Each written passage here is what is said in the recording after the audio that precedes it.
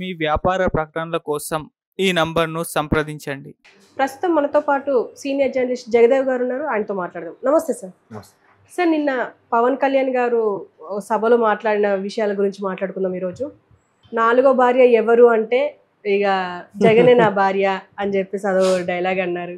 And ఇంకోటి ఏంటంటే పార్టీకి సంబంధించి పోల్ మేనేజ్మెంట్ తెలీదు, ఆర్గనైజేషన్ లేదు, కార్యకర్తలు లేరు అని మాట్లాడిండ్రు.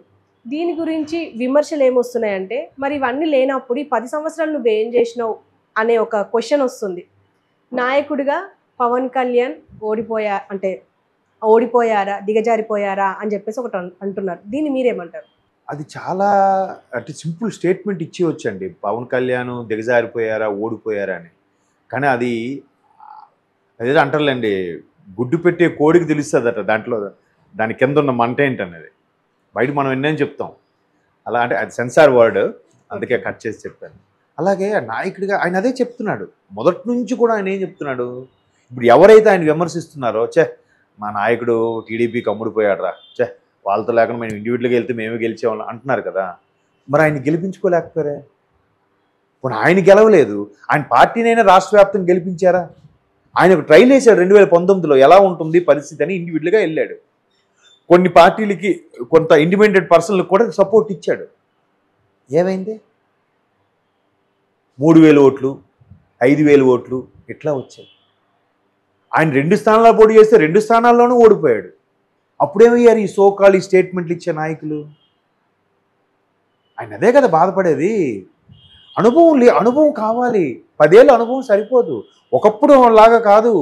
ఎన్టీఆర్ గారు అని అంటే ఆయనకి ఏ అనుభవం లేకపోయినా పార్టీ పెట్టిన 9 నెలల్లోనే గవర్నమెంట్ ఫామ్ చేశాడు. 82లో పార్టీ డిక్లేర్ చేశాడు, 83లో గవర్నమెంట్ వచ్చేసింది ఆయన. అప్పుడు పరిస్థితులు వేరు. అప్పుడు ఏంటంటే 1947 నుంచి స్వాతంత్రం వచ్చినప్పటి నుంచి 1982 వరకు కూడా కాంగ్రెసే ఏకఛత్రాధిపత్యం, మరొక పార్టీ లేదు. వాళ్ళ ఇష్టం. వాడు సరిగ్గా మనకు నమస్కారం పెట్టలేదా, సరే ఆయన మార్చి నెక్స్ట్ ఈయన సీఎం పెట్టండి. వాడు సరిగ్గా లేడా, మన ఆఫీస్ బాయ్ని సీఎంగా పెట్టండి. వాళ్ళు ఎవరిని పెడితే వాడే సీఎం అనుకున్న పరిస్థితుల్లో ఎన్టీఆర్ గారిది ప్రపంచం. ఇప్పుడు అలా లేదు కదా. మరి చిరంజీవి గారిది ఏమైంది? చిరంజీవి గారికి మించిన క్రేజ్ ఎవరికైనా ఉండేదా అండి ఆయన రాజకీయాల్లోకి రాకముందు? పాన్ ఇండియాలో అంత ఇమేజ్ కానీ అంత రెమ్యునరేషన్ తీసుకున్న బిగ్గర్ దాన్ బిగ్ బి అని కూడా రాశారు చాలా పత్రికల్లో. Is bigger than big B, Amitabh Bachchan కన్నా గొప్ప స్టార్ అని. అమితాబ్ బచ్చన్ కన్నా రెమ్యునరేషన్ ఒక ప్రాంతీయ ఒక లాంగ్వేజ్కి చెందిన వ్యక్తి చిరంజీవి కూడా ఆ బిగ్గర్ దాన్ బిగ్ బి అని రాశారంటే మరి అంత ఇమేజ్ ఏమైందండి? కోడిగుడ్లతో కొట్టలేదా? అది కదా రాజకీయం. అవునా కదా? మరి చిరంజీవి గారిని ఎందుకు గెలిపించలేకపోయారు? సో ఇప్పుడు అది అనుభవం అయింది కాబట్టే ఆయన ఆచితూచి నానా డాష్లు నాకుతూ, నానా ఇబ్బందులు పడుతూ, మొన్న కూడా చెప్పాడు, నేను ఎంతమంది ఢిల్లీలో పెద్దలతో ఎంతమంది ఎన్ని చీవాట్లు తిన్నానో మీకేం తెలుసు, నేను పడుతున్నాను కూడా చెప్పాడు. కరెక్టే కదా. అది ఎవరు అర్థం చేసుకో. కొంతమంది ఒక మహానుభావుడు సీరియస్గా లేఖ రాస్తాడు, ఎన్ని సీట్లు ఇస్తారో చెప్పండి, మాకు అసలు అధికారం ఎలాగుంటుంది. నువ్వంత సీనియర్ కదా, నువ్వెందుకు అలా రాస్తున్నావు అంటే, నువ్వు నిజంగా జనసేన కోసం మాట్లాడేవాడు అయితే సరే, మా నాయకుడు ఏది తీసుకున్నా మా కోసమే తీసుకుంటాను నమ్మి ఊరుకోవాలి. నువ్వు అలా లేఖ రాస్తున్నావు అంటే నువ్వు పక్క పార్టీ కోవటగా పనిచేస్తున్నావా? అంతే కదా. నువ్వు జెండాలో వచ్చి తగలబెడుతున్నావు అంటే. ఇంతకుముందే ఎక్కడో ఒక టాపిక్ చెప్పాను. ఆ మధ్యకాలం అంటే అప్పట్లో ఒక విమర్శ కూడా ఉండేది. అంటే కొంతమంది సీనియర్ విశ్లేషకులు చెప్పిన అభిప్రాయం ఏంటంటే, ప్రజారాజ్యం పార్టీ ఓడిపోవడానికి ఇంకో కారణం కూడా ఉందంట. ఎలా? ప్రజారాజ్యం పార్టీ చిరంజీవి గారు పార్టీ పెట్టారు, కొత్త పార్టీ నెక్స్ట్ వచ్చేస్తుంది, కాంగ్రెస్కి టీడీపీకి ప్రత్యామ్నాయం అనుకున్న నేపథ్యంలో అందరూ ఆ పార్టీలోకి వెళ్ళారట. వెళ్ళి ఇంకా ఎలక్షన్ నోటిఫికేషన్ వచ్చేస్తుంది అనుకున్న టైంకి ఒక్కొక్కరుగా బయటకు వచ్చేసారట. ఇది కూడా ప్రత్యర్థ రాజకీయ పార్టీలు చేసిన గేము. అంటే కోవర్ట్లను పంపించింది, ఊరికే పంపించి అక్కడ నుంచి మీరు ఆ కరెక్ట్ టైం మీరు బయటకు వచ్చిండ్రా బాబు, ఇంకా సరైన అభ్యర్థులు కూడా ఉండరు, అప్పుడు ఎలా గెలుస్తారో చూద్దామని కూడా ప్లాన్ చేశారట. అది కూడా చిరంజీవి గారు ఓడిపోవడానికి ఒక కారణం అని అర్థం. ఎందుకంటే అప్పుడు ఆయన డాక్టర్, అన్నిటికీ రైట్ హ్యాండ్ లాగా ఉండేవారు చిరంజీవి గారికి.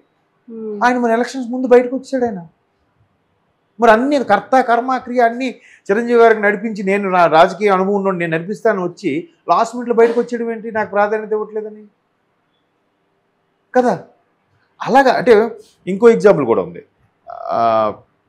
అప్పట్లో అమితాబ్ బచ్చన్ గారు డౌన్ఫాల్ ఉన్నప్పుడు కౌన్ బనేగా కరోడ్పతితో పైకి వచ్చారు. ఆయనకట కావాలని బాలీవుడ్లో కొంతమంది పెద్దలు ఆయన తొక్కేద్దామనే ఉద్దేశంతో ఆయన సినిమాలు ఏవి రిలీజ్ అయినా ప్రతి థియేటర్కి ఒక 50 మంది మనుషులను 20 మంది మనుషులను పెట్టడం పంపించడం వాడిని అక్కడ కూర్చోబెట్టడం. సినిమా మధ్యలో ఒక అరగంట అవగానే సినిమా ఏం బోర్రా అని చెప్పి ఎవడు లేచి వెళ్ళిపోతుంటాడు. అక్కడి నుంచి ఒకటి వాళ్ళ చూసేవాడికి అరే బాగానే ఉంది కదా ఇది అన్నాడంటే కరెక్టరా ఫీలింగ్ వచ్చేస్తుంది చూసారా. అలాగా చేసి ఫ్లాప్ చేయించారట అమితాబ్ బచ్చన్ గారు చాలా సినిమాలు కూడా. అలాగా చిరంజీవి గారు పార్టీ పెట్టినప్పుడు కూడా అలాగే చేశారు. ఇప్పుడు ఈయనకు కూడా అలాగే చేయబోతున్నారేమో. అందుకే ఈయన చిరంజీవి గారు లాంటి కాదు, మెత్తటి మనిషి కాదు, మొండోడు అని చిరంజీవి గారు స్టేట్మెంట్ ఇచ్చారు. చాలామంది కూడా చెప్తున్నారు. అందుకే 2 స్థానాల్లో 2019లో ఓడిపోయినా మళ్ళీ 3వ రోజు జనాల్లోకి వచ్చాడు. ఎవడైనా వస్తాడా? అవమాన భారంతో రాడు, విదేశాలకు పారిపోతాడు. ఏ దుబాయో సింగపూరో అమెరికా వెళ్ళిపోయి ఒక 6 నెలలు బాగా ఫ్యామిలీ ట్రిప్ ఎంజాయ్ చేసి అప్పుడు వస్తాడు. నెక్స్ట్ నిన్న ఇంకో వ్యాఖ్యలు కూడా చేశారు మీరు అబ్జర్వ్ చేస్తే. కొంతమంది వ్యక్తులు సామాజిక వర్గాన్ని బలమైన ఆయన ఒక సామాజిక వర్గం చెందిన వ్యక్తి కదా, ఆ సామాజిక వర్గాన్ని చీలికి తేయడం కోసం ఆల్రెడీ ఆ సామాజిక వర్గంలో ఉన్న బలమైన నేతలు ఊరికే జగన్మోహన్ రెడ్డి గారికి వెళ్ళి బయటకు వచ్చేసి మళ్ళీ వీళ్ళతో కలవాలని ప్లాన్ చేశారు. అంటే కోవర్ట్గా ఉంటూ అటువంటి వాళ్ళని కూడా నేను ఎంకరేజ్ చేయను, ఈ జగన్ గారి ఎత్తుగడకి నేను చెక్ పెడుతున్నాను కూడా చెప్పాడు. అంతే కదా. ఏముంది ఇప్పుడు ఒక ఎమ్మెల్యేగా కూడా కాని వ్యక్తి ఈ పోలింగ్ బూత్లకి వీటికి ఏమైనా అనుభవం తీర్చుకుంటాడు? వెళ్ళి ఈయన అన్ని తిరుగుతాడా? వెళ్ళి పోలింగ్ బూత్లకి వెళ్ళి ఎలా తెలుస్తుంది? ఒకసారైనా వెళ్ళి ఎన్నికల్లో గెలిచి ఓహో ఎమ్మెల్యే అంటే ఇలా ఉంటుంది, అది పదవి ఇలా ఉంటుంది, దాని అధికారాలు ఇలా ఉంటాయి, ఆయనకి ఎమ్మెల్యే ఫండ్స్ కింద ఇలా వస్తాయి, దీనికి ఎమ్మెల్యే ఫండ్స్ ఇచ్చేయాలంటే ఎవరి సంతకం అవసరం, ఎవరు పెర్మిషన్ తీసుకోవాలి, గవర్నర్ గారికి ఏ అధికారాలు ఉంటాయి, స్పీకర్ ఎలా ప్రవర్తిస్తారు, ఇవన్నీ ఎలా తెలుస్తాయి? పుస్తకాలు చదివితే తెలుస్తాయి. కానీ రియలిస్టిక్ లైవ్ ఎగ్జాంపుల్ ఎక్కడుంది? మరి ఎందుకు గెలిపించలేకపోయారు? ఇప్పుడు మాట్లాడుతూ మీరు ఇప్పుడు ఎవరైతే అన్నారని అంటున్నారో వాళ్ళు ఎందుకు మరి పవన్ కళ్యాణ్ గారిని గెలిపించుకోలేకపోయారండి? పోనీ ఆయన గెలిపించలేదు, మిగతా అన్ని దగ్గరలో ఉన్నారు కదా. పవన్ కళ్యాణ్ గారి చొక్కాలు చింపేసుకునే వాళ్ళు ఉన్నారు కదా, పిచ్చగా ఫెయిల్ అయ్యే వాళ్ళు ఉన్నారు కదా. మరి వాళ్ళందరూ ఎందుకు రోడ్ల మీదకి రాలేదు కదా? కాబట్టి ఆయన ఇవన్నీ చూసే జాగ్రత్తగా ఆచితూచి అడుగులు వేస్తున్నాడు. ఇలా ఉండడం వల్లే నెక్స్ట్ 2029కి బలమైన ప్రత్యామ్నాయంగా మారుతాడేమో ఎవరికి తెలుసు. లేదా ఇప్పుడే ఈయన పెరిగిన ఓటింగ్ పర్సంటేజ్ బట్టి ఒక పార్టీలో కానీ టీడీపీలో ఉండే సయోధ్యలో కానీ క్రేజ్ వచ్చిన తర్వాత బలమైన మంత్రి పదవి వస్తుంది, ఒక మంచి హోమ్ మినిస్టర్ లాంటివి ఇస్తారేమో, డిప్యూటీ సీఎం ఇస్తారేమో, ఎవరికి తెలుసు. పార్టీ అనేది ఒక మనుగడలో ఉండి అధికారంలో ఉంటే ఇలా చిటికేస్తే ఏదైనా అవుతుంది పని. ఇప్పుడు సోకాళ్ళు కొత్తగా ఎమ్మెల్యే గెలిచిన వాళ్ళందరూ ఎందుకు అధికార పార్టీ వైపు మొగ్గు చూపుతారు చెప్పండి? పనులు త్వరగా అవుతాయని కదా. మరి ఆ ఆలోచన అందరికీ ఉండద్దా? అదే కదా ఆయన చేస్తుంది. అధికారంలోకి వచ్చిన తర్వాత అప్పుడు అడగండి. ఎవరైతే రెబల్స్ ఉన్నారో వీళ్ళు బాబు సార్ మాకు వాళ్ళకి ఎమ్మెల్యే టికెట్ ఇచ్చారు, మాకు ఎమ్మెల్సీ ఇవ్వండి, లేదా వాళ్ళకి ఆ నామినేట్ పోస్ట్ ఇచ్చారు, మాకు ఈ నామినేట్ పోస్ట్ ఇవ్వండి, లేదా వాడికి ఒక మేయర్ పదవి ఇచ్చారు, మాకు దాన్ని ఏమంటారు కార్పొరేషన్కి పవర్ చైర్మన్గా ఇవ్వండి. సర్దుకోవచ్చు కదా. అది కదా తెలివి. బరస్ట్ అయిపోయి అంటే బరస్ట్ అవుతున్నాడంటే ఖచ్చితంగా వాడు కోవట్టే. నిన్ను బదనాం చేయడానికి, నేను బలహీనపరచడానికి నువ్వు నీతో ఉంటూ ఎలక్షన్స్ ముందు వెళ్ళిపోయి అప్పుడు ఏమవుద్ది? ఇందాక చెప్పిన ఎగ్జాంపుల్ లాగా పవన్ కళ్యాణ్ వేస్ట్ అబ్బా, సరిగ్గా పట్టించుకోడబ్బా, ఇట్లా ప్రోపగాండా చేయొచ్చు. అదే కాన్సెప్ట్. సో ఆ కాన్సెప్ట్లన్నీ ఆయన చూసేశాడు కాబట్టి చిరంజీవి గారు ప్రజారాజ్యం పార్టీ పెట్టినప్పుడు కూడా